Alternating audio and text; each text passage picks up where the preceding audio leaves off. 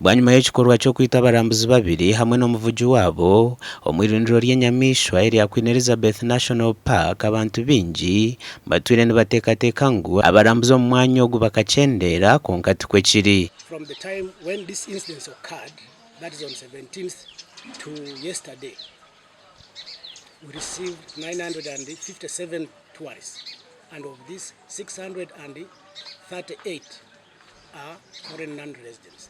Pontius Ezuma, chief warden omwirindiro ry'enyamishwa Eby'okwerinda National Park, nagira ngu Eby'okwerinda nibasiiba barikurambura irindiro eri. The Shasha road from Katunguru up to Shasha is being manned by the military, and either in overt or covert, you will see they may be there, you may not see them, but the whole of that road is very safe. Bashir Hanji, omugambirizi w'ekitongole kirinda enyamishwa ekya Uganda Wildlife Authority, nagira ngu bamaze kuba nibataho za kamera zo kurebuza abo bona abarukora ebintu ebitahikire.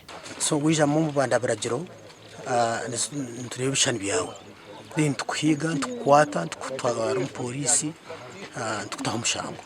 Hanji nagira ngu n'obuza kamera zikirinche konka nibaguma nibongeraho. Drones kamunana hati konka ntuyenda ngu at least buri paka ikice munonga yabene drones nkina zibase kutuyamba mukureba kangu twakora imirimo yitu, kureba kangu parks abantu abijamu twabasa gukora surveillance kurungi tumanye ngo tino umuntu akwasa kutaha paka akagira icyakabicune cy'iyasi ya muntu. Security we are well prepared.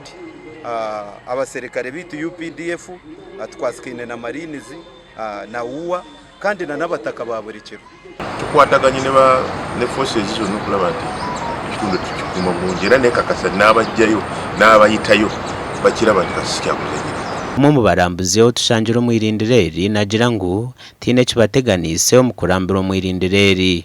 So we really enjoyed our time. In general, our experience, or my experience, is really a good one. I can say that I feel safe. Gasha kwa Gilbert Muhanguzi.